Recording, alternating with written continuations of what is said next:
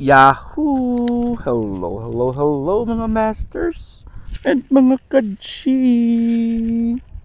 Good morning, good morning, good morning, good morning po sa inyong lahat dyan sa Pilipinas at sa buong Asian countries at kung saan man kayong lupalop ng ating daigdig ay hayaan niyo muna. Siyempre, kami ni G, the green girly, cutie patuti iguana. Nabatiin po kayo ng good morning, good noon, good afternoon, good evening at good night po sa mga ready ng matulog. At syempre, welcome na naman po sa ating panibagong topic. We have a new topic for today. And of course, dito po sa ating Masters Trivia.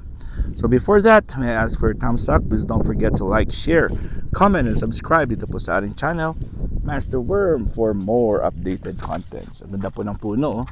Ano dito, ang ganda ng lugar dito. Dito pa rin tayo sa park kung saan po tayo ay palaging nag-video. At this time po ay meron akong dalang mga notes just in case, kasi gusto ko talagang mas maganda yung mga topic na ating paghahandaan natin. Ito po, may mga notes na po ako dito habang po tayo ay nagle-lecture. So direkta na po ito ha, hindi na po tayo mag voice over. Ano po si G, iwan natin si G dyan. Siyempre, ang topic po natin ngayon is about bad cholesterol. Ay mga masters, mga ka-G, bad cholesterol ang topic natin ha.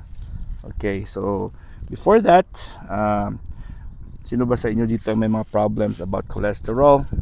Sino ba dito sa inyo ang may mga problems sa inyong mga dugo, mga blood clots? Nako, ang G natin ay nakakita ng puno na aakyatan. Mahirap yan mamaya at siya pa mamaya hindi na bababa. O, diba? Alright, so for now, let's define what is a bad cholesterol mga masters. Bakit po may good and bad cholesterol?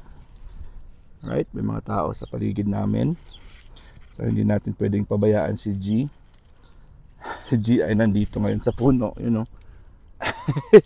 Alright, LDL cholesterol or tinatawag nating bad cholesterol mga masters. Let's put her down because I'm not comfortable na nandyan po siya sa taas kasi mamaya ay mawawala na po yan. Alright, so LDL cholesterol is often called the bad cholesterol. This is because it can build up in the walls of our arteries and form plaques or plaques. So magbi-build up po ito sa ating mga arteries. Yung mga plaques ay tinatawag po ng mga blockages po yan. Okay, just stay there baby, you cannot go farther. Okay, hindi siya pwedeng umakyat kasi mahirap yan. Plaque, okay, rupture may cause clogs, putting you at risk of serious cardiovascular events like heart attack or stroke. So pag meron ka mga blockages na pumutok sa iyong arteries and veins, pwede ka magkaroon ng stroke or any heart attack mga masters. Okay, low density lipoproteins, that is what we call the LDL. Okay, LDL cholesterol is considered bad because it can deliver cholesterol in to artery walls, forming fatty deposits known as plaque. Yan ang plaque po ay yung mga blockages po yan. Okay, plaque rupture can create clogs and make it difficult for blood to flow through your body. Mahirap po ang circulation pag meron tayong mga plaques sa ating mga ugat-ugatan. Sometimes the clogs can completely block blood flow. Pag merong blockage sa blood flow po mga masters, what happens is may leading to a devastating heart attack or stroke. Lowering LDL cholesterol decreases the risk of plaque formation. Kailangan po natin i-lower ang LDL cholesterol levels. Ako, taas na po ng G natin, hindi pwede. You cannot just climb there baby, it's not good. I don't want you to do that. Okay? Ayan po, parang ano siya, parang free as na free po si G natin. Diyan ka lang, just stay there baby. Okay, just stay there, okay? Alright, so Lowering LDL cholesterol decreases the risk of plaque formation, therefore also reducing the risk of heart attack and stroke. Yan po yung ating goal. Kailangan mapalower natin yung LDL cholesterol. Why is my bad cholesterol high? Yun ang nga palaging tanong po dyan. Bakit po yung kanilang mga bad cholesterols daw ay matataas? Okay? There are many reasons why someone's bad cholesterol levels would be high. Ano po yung mga reasons na yan? Number one is inactivity and an unhealthy diet can contribute to harmful levels. Yung ating mga unhealthy mga pagkain, mga diet natin. And syempre sa mga taong hindi po gumagalaw, yung mga inactivity, yung sedentary lifestyle, di ba? Meron dyan na upo na ng buong araw, ayaw na pong gumalaw, ayaw na mag-exercise, di ba? So, no, you cannot just, it's okay, no baby. Si Jean natin gusto talaga mag-explore. So, hindi tayo pwedeng, lang kasi pag nasa taas yan mamaya, mahirap yung bumaba. Later on. Okay, other factors such as your genetic makeup, so yung genes mo talaga, or family history may make it more difficult for your body to remove or break down bad cholesterol.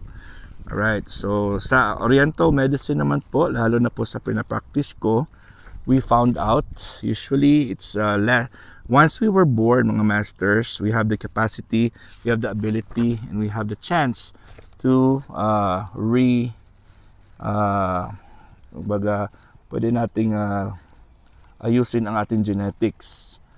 Ayusin natin yung structure ng ating mga DNA. Hindi naman na mapapalitan mo, pero pwedeng ma-improve. Siyempre, that's gonna be because that's where the lifestyle modification comes in. So kailangan pwede natin palitan yung ating bad habits para po ay maging mas healthier tayo compared sa ating mga parents or sa ating mga grandparents. Okay, so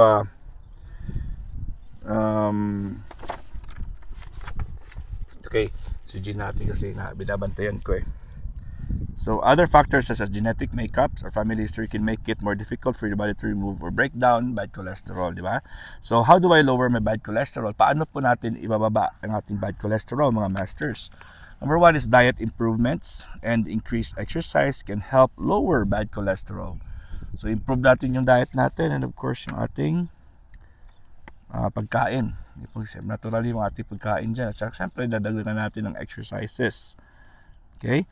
So, but sometimes you need to do more. Marami pa tayong ibang gagawin dyan. Iba may umiinom ng gamot, iba ay meron talagang mga procedures na ginagawa dyan. It takes also sacrifices because you build it up. Marami po tayong nagagawa noon, so it takes a while for us to also remove and to get rid of those cholesterols kasi it was formed for several years before it becomes high. Okay? And G, don't do that. I'm reading. Okay? Nako, ang ating G ay umaakyat na sa puno. No. Oo. Ang hirap naman ng G natin. Alright, so mamaya. Alright, binababa na natin si G. Andito na siya. Ang kulit-kulit kasi ng G natin eh. So pag ginayaan ko yan at baka makaawakyat din sa taas, hindi na natin ibababa yan.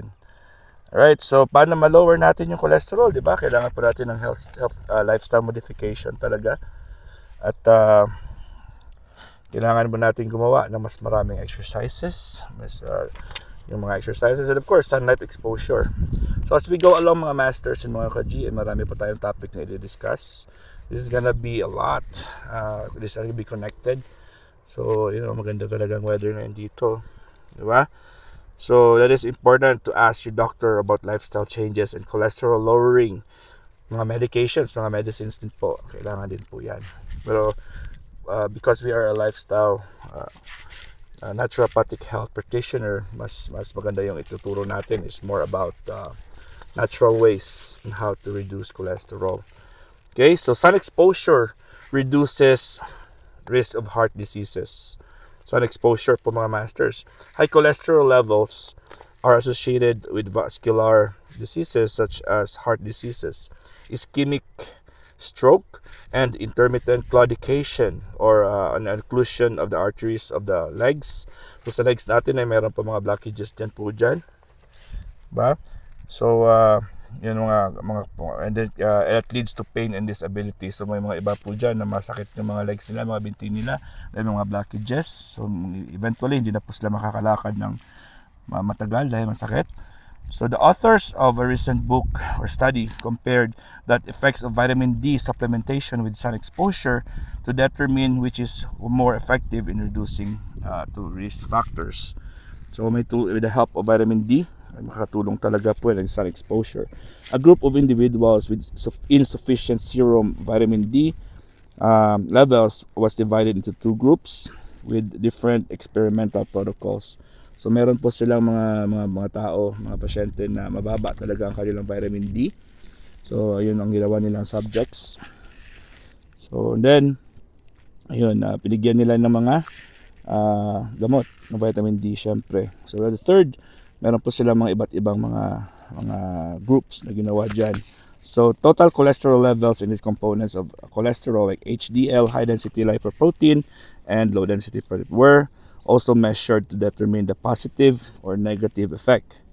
So nakikita po dyan, both experimental groups had significantly increased in vitamin D. Okay, however, the results with cholesterol varied. Okay, a significant decrease in total cholesterol was noted in the sun exposure group. Yung mga na-expose po sa sun ay talaga bumaba po ang kanilang mga cholesterol. Ayan. So mga masters and mga ka-G, tandaan po natin, don't be afraid of the sun. Always go out and mag may chance mag-sun exposure po tayo. Again, this is your one and only Simple si G and your one and only Master Worm. God is great. Yahoo!